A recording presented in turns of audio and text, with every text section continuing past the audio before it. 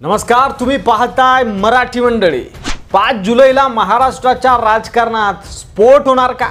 अनेक वर्षांचं भांडण आणि कटुता बाजूला ठेवून, आरोप प्रत्यारोप बाजूला ठेवून राज ठाकरे आणि उद्धव ठाकरे पुन्हा एकत्र येत आहेत आणि तेही जाहीर आवाहन करून गुलाल उधळत या। विजय मराठी माणसाचा आहे असं पत्रक सोशल मीडियावर प्रसिद्ध करण्यात आलंय।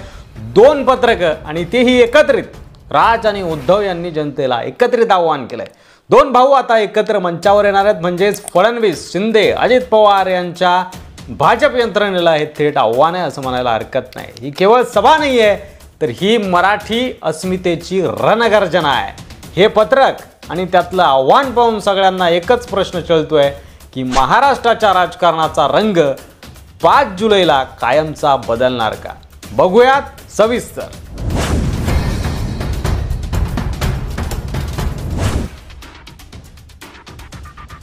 5 जुलैचा दिवस महाराष्ट्राच्या राजकारणाला कलाटणी देणार का?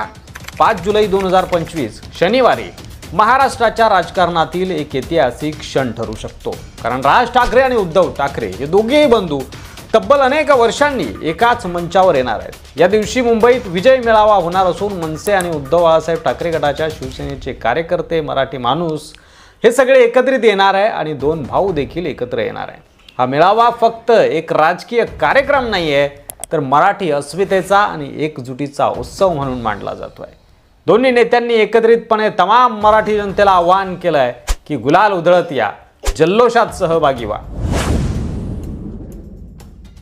मुंबई महापालिकेच्या निवडणुका काही महिन्यांवर आलेल्या आहेत। 2017 मध्ये भाजपने मुंबई जिंकण्यासाठी जोर लावला होता, पण अंतिम क्षणी त्यांचा हा प्रयत्न हुकला। यावेळी भाजप अजित पवार आणि एकनाथ शिंदे यांच्या पाठिंब्याने पुन्हा मोठ्या ताकदीने मैदानात उतरू पाहत होता, पण जर राज ठाकरे आणि उद्धव ठाकरे राजकीयदृष्ट्या देखील एकत्र आले तर भाजपसमोर मोठं आव्हान उभं राहू शकतं।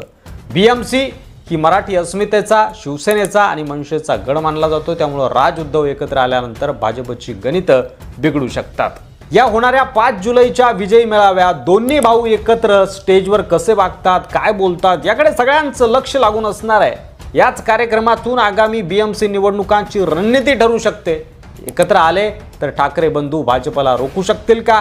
मराठी माणसाची सत्ता पुन्हा बीएमसीवर प्रस्थापित करता येईल का? या प्रश्नांची उत्तरं येत्या काही दिवसात स्पष्ट होईलच।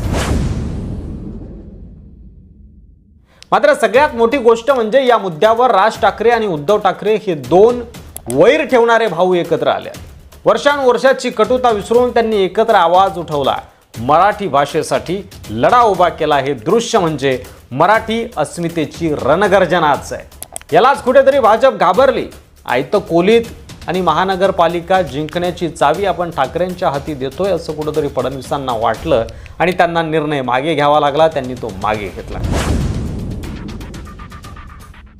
महायुती सरकारसाठी ही मोठी धोक्याची घंटा ठरली खरं तर, कारण मुंबई महापालिका निवडणुका काही महिन्यांवर आलेल्या आहेत। जर हिंदी सक्तीचा मुद्दा पेटला असता तर भाजप आणि मित्रपक्षांना मराठी माणसाच्या रोषाचा सामना करावा लागला असता।